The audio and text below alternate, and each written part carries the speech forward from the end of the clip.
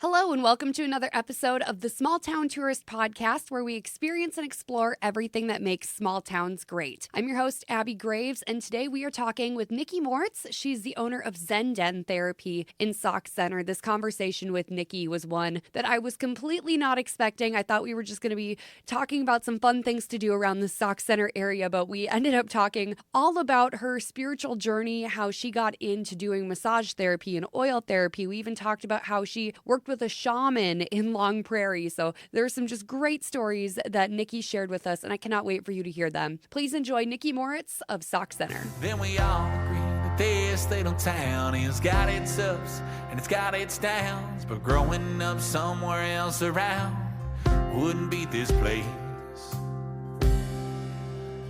Yeah, that's my hometown. How I like to start it is have you give me like your quick elevator pitch of who you are, where you're from, and what you do. Like right now? Like right now.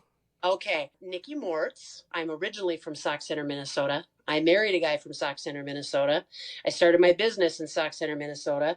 And the purpose of my life is to help others through it. I love that. Let's start at the very beginning. So you're from Sauk Centre. You've been there your whole life. Did you ever leave for like college or anything? I went to school in St. Cloud for a short period of time for sales and management. And I did not finish at St. Cloud Tech. I ended up having to start working full time. And then I worked in management at a cabinet shop in Sauk Centre called Cabinet Components for like 12 years. Oh, wow. And we can go down that rabbit hole. But ultimately, those types of jobs for me taught me what I didn't want to be for the rest of my life. And there's always got to be, a portion of the story that's a little bit like traumatizing. So, of course, my mother passed away in 2010 from lung cancer. She encouraged me before she passed away. She wanted me to go back to school. So I went back to school for massage therapy in 2010. Yeah, I went to school in 2010, but she passed away in July of 2010. And then I went to school in October of 2010. And so I opened up a business in 2012 called Zen Den Therapy. At the time, it was called something else, but now it's called Zen Den Therapy. Yeah, and there's just been a lot of stuff that has kind of manifested through that.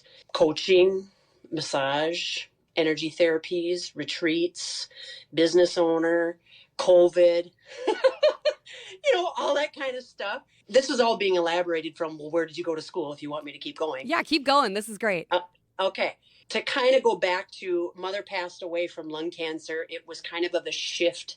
Trauma triggers change. And at the time, it triggers a change within you that you think, how are you going to get through this? But then you look back on it and you think, I watched my mom at 48 years old pass away from this. And I ultimately felt like she never did anything for herself. And at the time, she was raising a couple of her grandsons. She had gotten remarried. My parents were divorced. And she passed away at 48. And I'm going to be 42 in March. So that's only 6 years away to where it's like, man, I tattooed on myself infinite beginnings. And I promised myself I would indefinitely always be trying new things, beginning new things, doing new things. And that just, again, manifested into a whole other category of being part of nonprofit organizations, being part of the arts, flipping, refurbishing product.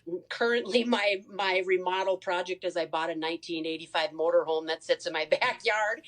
Yes! Oh my gosh, you have no idea how bad I've been wanting to do that.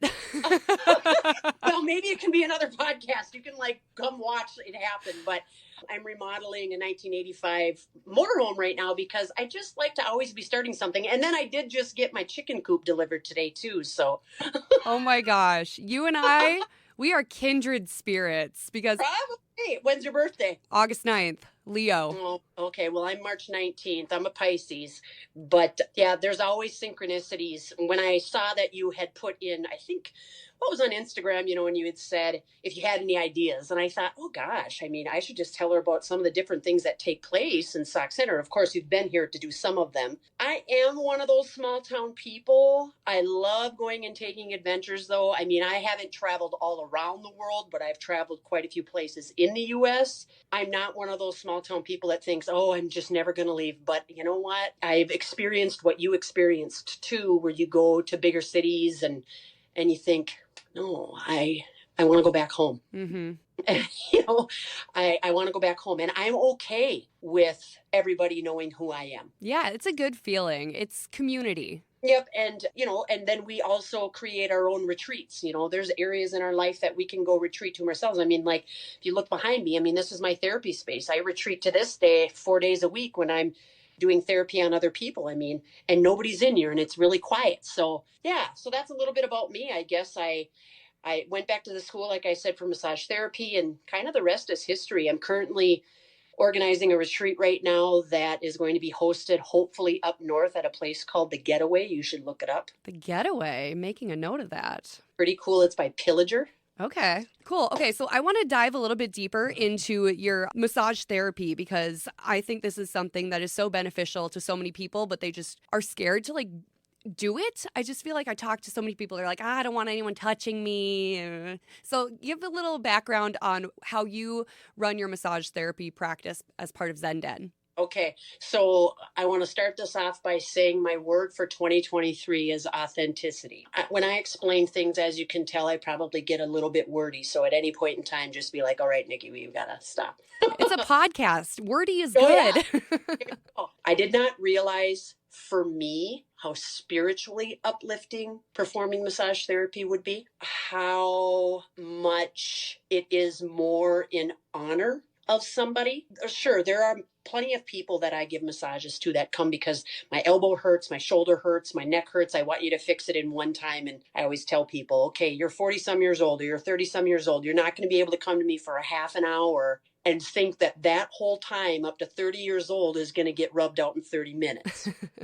A lot of people don't like to be touched because many a times we haven't been taught properly, and I'm not insinuating improper touch, which that happens at times too. And that's a lot of times some of the reason why people come to experience what proper touch is. You know what I mean? And there's a difference between touching someone and feeling someone. It's completely different. Also, I'm a firm believer in the Holy Spirit, and that when I'm performing therapies on people, yes, it might be me that's here physically doing this, but I'm asking for the assistance of a higher power, God, to be here and help this person let go of whatever it is that might be holding them back. Many people probably didn't realize this, but our body in many different ways stores trauma.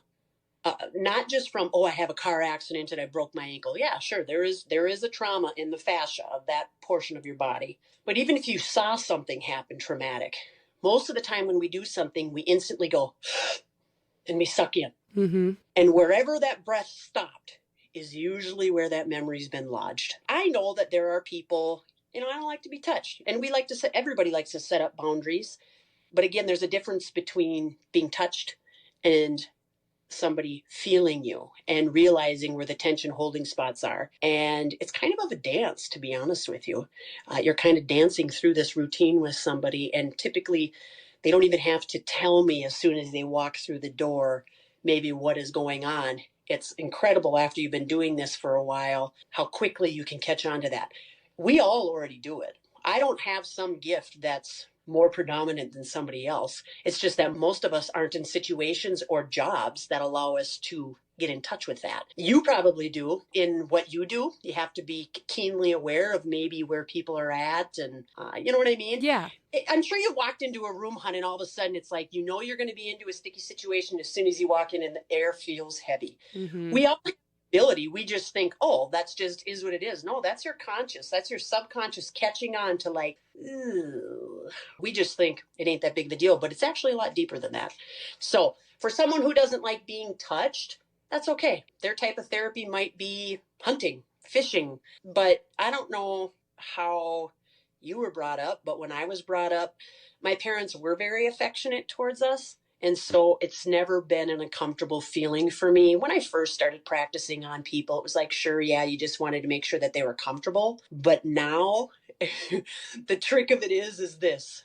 If somebody says, oh my gosh, that was an amazing massage, you can't let your ego get in the way. You say, well, it wasn't me. And if they say, oh, that was terrible, well, it wasn't me. It works both ways. Ownership of it. Oh my gosh. The beauty of my position in assisting and fulfilling the purpose of my life, which is to help others through it, that I've yet to have somebody walk through the door and say, I don't want to be here. Everybody loves it.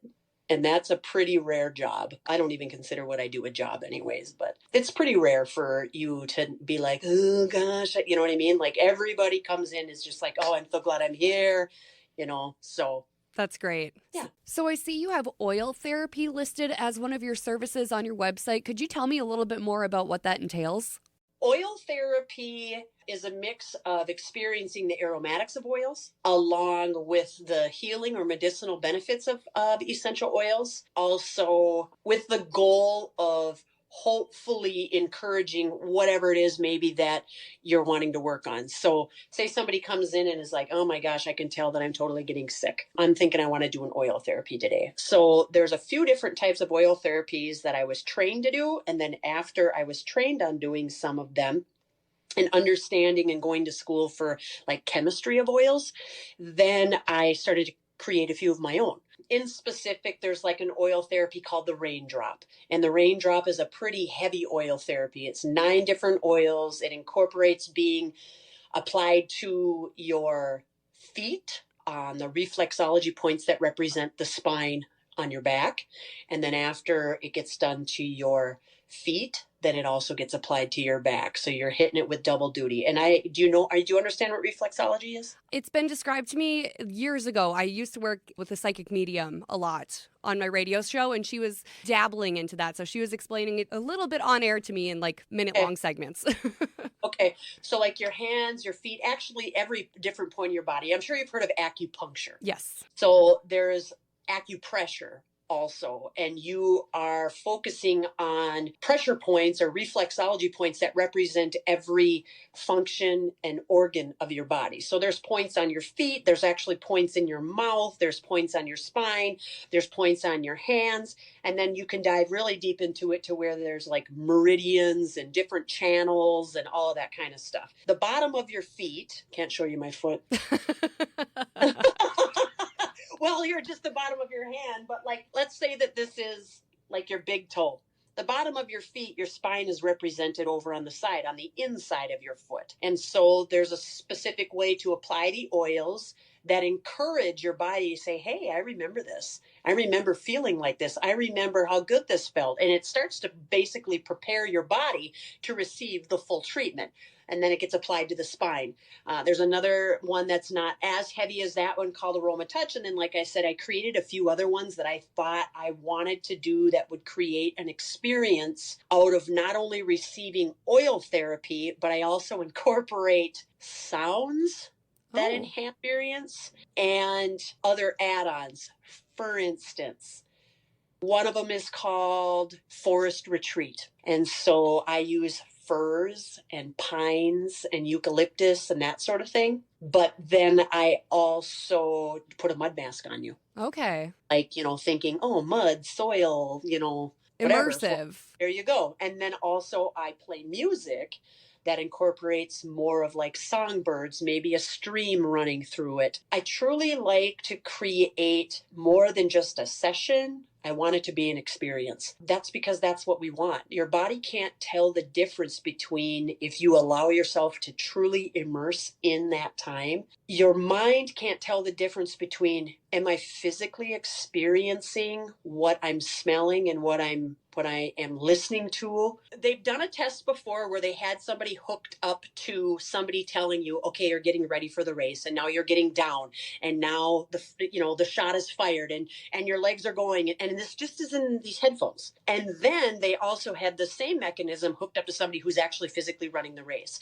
As the person was told running the race, the other person truly was, but the same muscles engaged in the same things in their brain engaged just by being told you were doing it versus somebody that truly was doing it. Okay. It's so interesting. So if you can get people in an experience that gets the smells, the sounds, the touch, all of it all in one, you really can allow yourself to totally embrace the experience that's taking place, you know, and then your body then emits the same quote unquote hormones or enzymes to relax your body. And, sometimes some people are like, I don't want to be done. I don't want to leave. Well, yeah, you don't want to walk out the door.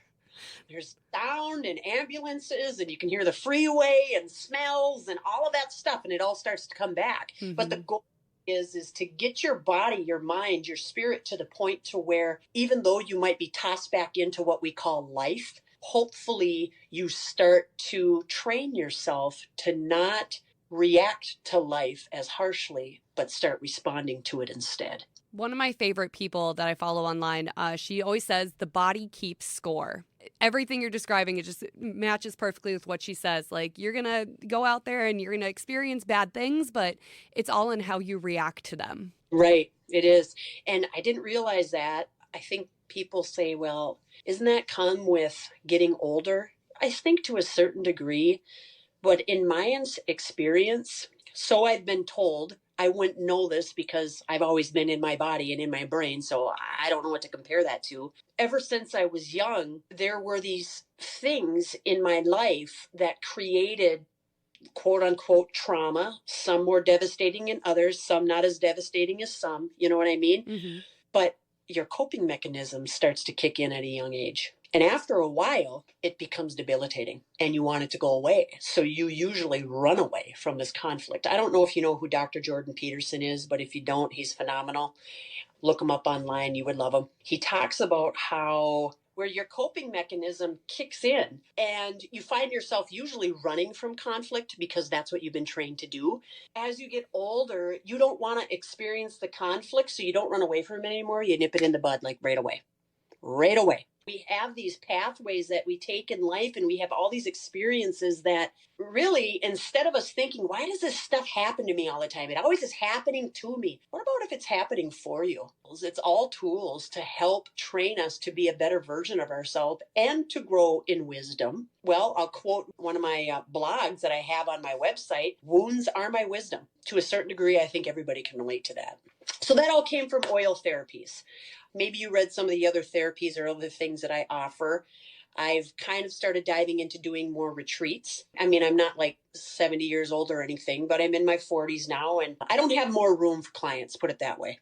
You know what I mean? So as time goes on, it's like, okay, how am I going to maybe not do so many of these, but create a replacement for that where you can offer up the wisdom through your experiences, maybe at a larger scale, which is kind of what you're doing. Yeah. But it's pretty much what you are doing, not kind of. That's what you're doing. I mean, it's amazing to have the courage to do that kind of stuff. So that's awesome. So what exactly do your retreats entail? Give me an example of like what one would look like. The last one we did was a couple of years ago in October, which we were actually kind of surprised people showed up because that was at the heightened state of like, don't even breathe the air.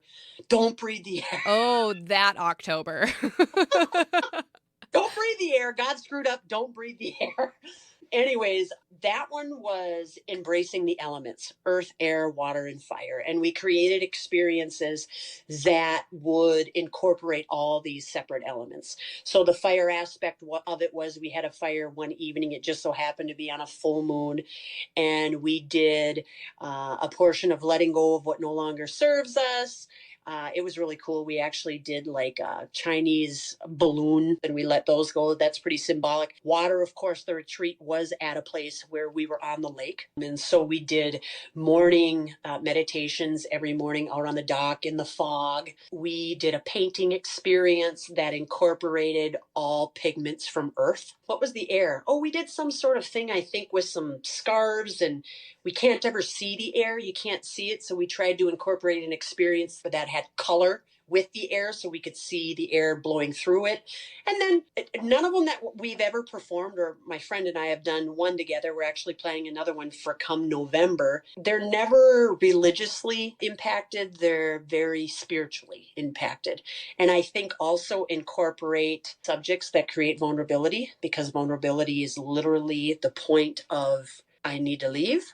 Or I'm just going to stick with it and I'm just going to go through it because everybody's feeling uncomfortable like me. And if you're not feeling uncomfortable, you're not growing. So we try to create vulnerability, but also encourage people at any point if you're not comfortable with moving forward. And sometimes it's just literally talking about something. You know, it's never like, okay, now we're going to jump out of a plane. Emotional talk, spiritual talk, without you already creating the assumption that you're being judged is rare and hard to find. And I think every single human being on this planet has that ability. I think it's hard to find sometimes a safe space for that. Basically, it just boils down to we encourage people to understand and want to embrace, ultimately love. Everything boils down to love, whatever you're doing. And then it goes into, have you ever heard of vibrations and frequencies? I have, yeah. That was a huge thing that my medium friend was a proponent of. So everything is a vibration. Everything's a frequency, even if it's a rock. Everything has a vibration. Emotions have frequencies. When a human body, or any body rather, is experiencing hatred, fear is the lowest resonating frequency. And fear, unfortunately, I wish people would know this, and you're going to know where I'm going with this. When we are told to be fearful and then we fall for it, we might as well just say out loud, I am sick, I am sick, I am sick, I am sick, I am sick.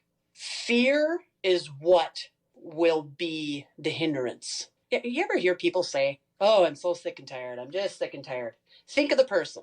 They're usually sick and tired. Bitter Betties. Yes. What if we would say, oh my gosh, I am so healthy and I'm good looking and I'm just wonderful. And it triggers change. And people say, well, I'm not going to lie to myself. You're not lying to yourself. Do you want to be liked? Do you want to be happy? Well, then say it. You know what I mean? Walk the walk, man. We do it the opposite direction. But instead of me being so harsh on humanity, we also have to realize where we're seeing all that and where we're hearing all that and where it's all coming from. And without diving deep into that, I want to say that's not a coincidence. There are also entities and individuals that know exactly what I'm talking about and what it can do to people and how it can keep them in control. So fear is very, very savvy if we allow it to take hold. Anyways, I would say that that's a lot of what the retreats are about, is embracing where we once came from, because I truly believe we are a spiritual being having a human experience. We came from somewhere greater than ourselves. It's like we're born this beautiful little thing. We're then bamboozled into thinking that we have to break our backs and skin our knees in order to live. And then when we start to maybe get into 30s, 40s, or even beyond, then we start training ourselves back the other direction. I think we need to start incorporating that at even a younger age. So my next thing right now, besides the chicken coop and all that kind of stuff and the remodeling of a motor home, is understanding as much as I can about frequency and quantum healing and things on a deeper level. Because when you get into the depths on a scientific level of what a human body is, we're made up of sound and frequency. And that's why when you hear a beautiful song, you get goosebumps. And that is why when you experience utmost joy, that's why tears come to your eyes, because that's sparking your God spot. And we're not teaching that, but I think things are changing. We have COVID to thank for triggering change, because remember, trauma triggers change.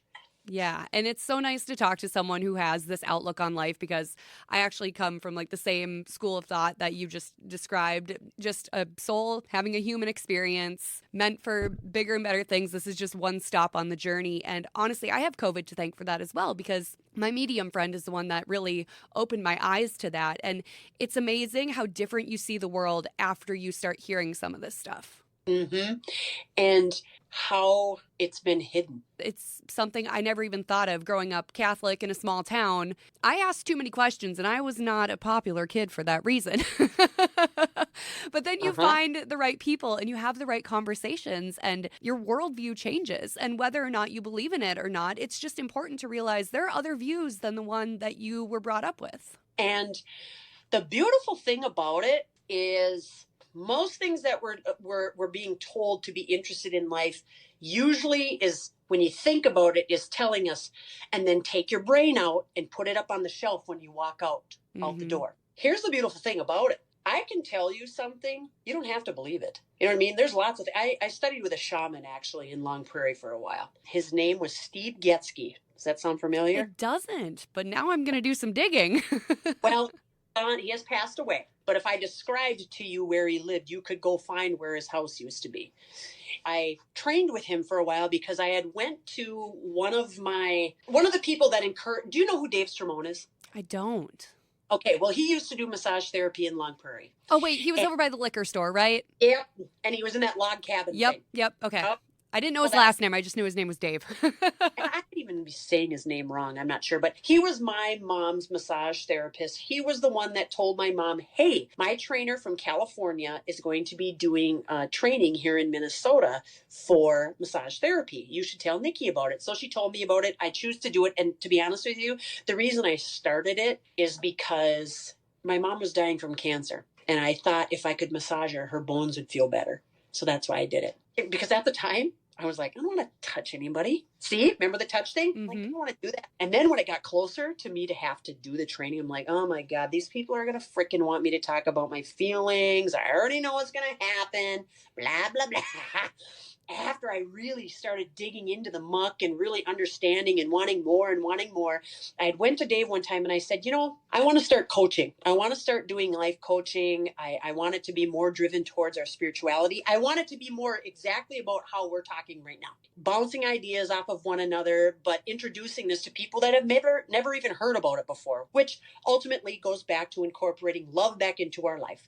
But I'm like, I don't see myself taking a class online with some guy in a suit and tie, and that doesn't speak to me. I'm thinking it's got to be like this old person, maybe living in the woods, crippled up fingers, and just, come on, here you go. He's like, I know that person. Of course. I'm like, really? He's like, yeah, he's a shaman and he lives in the woods by Long Prairie and he raises his own chickens. And, so how it all unraveled was I went there and he had cancer, but he never told me. And his wife, her name was Judy.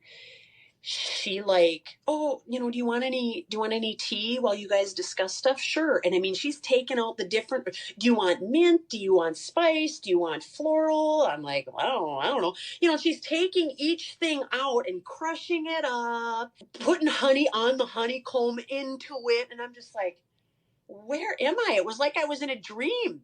So the point of this is being taught things that you think, I don't know about this, but maybe I'll use it later. We did a shamanic journey. I had never done this before. And I thought, what? This is bizarre, I had the most wonderful experience. I had the most eye-opening, wonderful experience. I ended up going to him probably 5-6 times. And then he ended up passing away. He taught me in that short amount of time, 5 or 6 sessions, the beauty of how absolutely everything deserves honor. Everything. From a blade of grass to 1 grain of sand, to the chicken, to the fox that eats the chicken. That was a story. He just would let his chickens run wild, but the foxes would always get a hold of him and like, geez, why don't you kill him? And he's like, no. You don't kill him. If you don't want your chickens ate, get them in the coop. And it was like, yeah. And it just started switching my brain into thinking like, the fox is just doing what it knows what to do. You know what I mean? Like, don't kill the fox because So at the time when I was understanding shamanism, when I started that journey with him, he made me write down on a sheet of paper what it is I wanted an answer of. And it was, please give me some guidance on whether or not if I should take the journey of incorporating life coaching into my current practice or something like that. He's like, make it meaningful, not just, should I wear these blue jeans today? And not, yes, tough. And I am telling you, he had me do a few different types of things that, I don't know, it just was, maybe some people would think it's not as prophetic as an impact it had on me as it did. But at the end, when I received my answer, if I should continue on that journey, the answer I received came from a rock. Now, that sounds kind of crazy, but I basically had to write myself a letter as though the rock was telling me it. And it was the craziest thing as to how the fluidity of what I asked was coming out of literally looking at each end of this rock and how it started to speak to me. But it was through my words. Just talking about you don't have to believe everything, but why don't you open your mind to see maybe how to experience it. At the same time, practicing discernment. I mean, I don't sit around and play on Ouija boards either. I mean, I'm not going to do that. But, you know, you need to practice discernment. You need to ask guidance from your higher power. And if you know and honor the fact that you are covered by the Holy Spirit, that's more powerful than anything else. Those are what my retreats are like, and experiencing things without judgment. That sounds so cool. All of that like is right up my alley. We need to continue to do that, because then back to that, it creates a vibration and it creates a frequency. And even though it's happening to you in yourself, in your body right now, that is emitted. This conversation is creating a frequency in my neighborhood, and it's creating a frequency in your neighborhood. We catch on to that by just, you know, watching and paying attention to the little niggles that, you know, take place.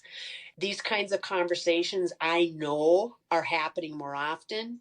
These types of therapies I know are part of creating response in humanity that's only going to be positive, because what we're doing right now ain't working. We are at the peak of humanity being advanced in pretty much everything. But if you look at statistically the mental health, it's deteriorating, and we keep feeding it with more bars, more alcohol, more legalizing this, legalizing that. And I'm not saying that some of those things don't have a time and a place. Don't get me wrong. I get it. You know, Lord knows I've done my fair share.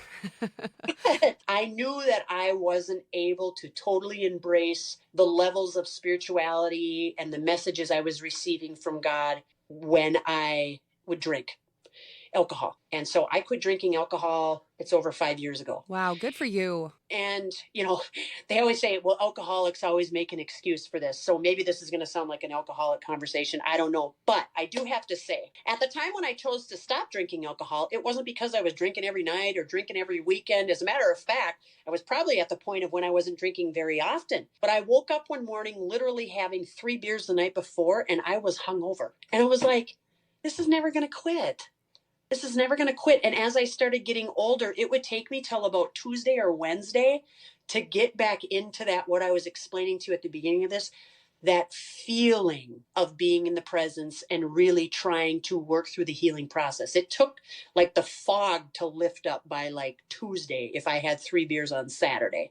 And I hated it. The beauty of it is that I was creating an awareness in my body to where I was like, I'm recognizing this. And so that's what triggered change within me, and I stopped doing it.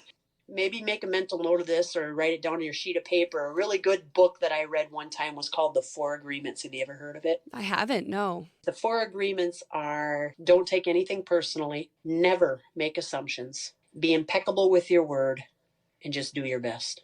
And of course, the book elaborates on that, but it's a really good one, I think, for anybody to read. We did a book study on it one time with a book group of people. And if we could live our lives by even 4 simplistic things like that, it would just trigger such phenomenal change, and it will create a ripple effect at a quantum level in humanity. And I truly believe that. They seem like simple enough things, but honestly, when you put it into practice, it's going to be a little bit more difficult. But it's just like anything. It's like trying a new sport. The more you do it, the better at it you're going to get. Mm-hmm. And creating an awareness that if we can approach situations from our heart versus our heads. I mean, we've all done it. Oh my gosh, did you see that girl? Oh my gosh. She said she was on a diet again. I mean, how many times are you going to go on a diet? That's from our head. Mm-hmm. From our would be, oh my gosh, she just has tried so many things. I hope this one really works out for her. And, well, that's just the way I was raised. You know, you were quick to judge. Exactly. Yeah. I think it comes with being from a small town, and that's not a knock on small town life. That's just how we've been raised for generations and generations, when we've had nothing else to worry about but what the person down the street is doing. And now I think we are kind of making a generational shift. I feel like people my age, in their mid-20s and younger, we're all taking like a step back and realizing, hey, they might have something else going on. It's not everything that you see is what's going on. Like, they got stuff going on inside. They got stuff going on at home, at work, all that. We can't be so quick to judge just on what we're seeing with our eyeballs. Well, and I say what I say to you right now, and Lord knows I struggle with it all the time. You know what I mean? Because I was raised in a way, I mean, sometimes it's just like, gosh, I just want to say it because people are going to laugh, because that is going to be funny. Mm-hmm. But it's like, dang it, Nikki, you don't have to say that. My mom used to say, you know what I do, Nikki? I tell God my dirty jokes. Why? She's like, because I don't want to tell people at the pharmacy my dirty jokes because it's inappropriate to say stuff like that. So I just tell God. And I thought, well, why not? You know what I mean? He would probably prefer you say it to him than to somebody else. I mean, he has a sense of humor too, doesn't he? I mean, he created us in his image. It's like, sure enough, yeah, that's what you got to do. So yeah, what else? That's more than enough, I would say. Definitely like more than I was expecting. And I honestly, this conversation is so wonderful, and I'm so glad that we could have it, because it's always so nice to find someone who comes from the same school of thought as you, even if it's not identical, it's similar. And it's so important that we have these conversations, we put them out for the world to hear, because who knows whose eyes are we going to be opening to a whole new world, and how are they going to change the world because of it? Right, exactly. Yeah, so it was an honor to do this too. To be honest with you, my intention was to give you ideas of different things around me, you know, not necessarily myself, but it was an honor to be able to do this. I told my daughter about it. She's 13. And I'm like, I have to go do an interview. I'm going to be on a podcast. She's like, what? That's pretty cool. What's it called? And like, Small Town Tourist. You know, she looks it up right away. Yeah. Following, I'm like, well, at any point in time, it sounds like you've done plenty of different things here in Sauk Centre. But I do want you to know that the nonprofit organizations that are involved with these murals, which that's another thing we're going to be doing, I'm also part of doing tours specifically of them. And so if there's any, you know, anything, any of that type of thing, if all of a sudden you're like, I don't know what to do, give me a call. We can always create something. There's obviously way more small towns in this state than just Sauk Centre by all means. But there are just little things that are offered to where it's like they'd be good little fillers. So something to think about. Well, thank you for considering me and wanting to do this. It was awesome. Yeah, you are so phenomenal to talk to. I'm sure that we'll be doing this again, especially if we can get together and talk murals. I think that'd be a lot of fun. But before I end the recording here, tell everyone where they can find your business and your pottery and all that good stuff online. Zen Den Therapy on Instagram, Be Happy Pottery on Instagram, and I think that's it. Okay, wonderful. Alrighty, thanks, hon. Thanks, Nikki. We'll definitely be doing this again. Good. Talk soon. Bye. Thanks for listening to the Small Town Tourist Podcast. I'm your host, Abby Minky Graves. Our theme song is That's My Hometown by Aaron Simmons. You can find him online, aaronsimmonsmusic.com, and wherever you stream music. Be sure to check out the blog, thesmalltowntourist.com, and follow on Instagram @thesmalltowntourist.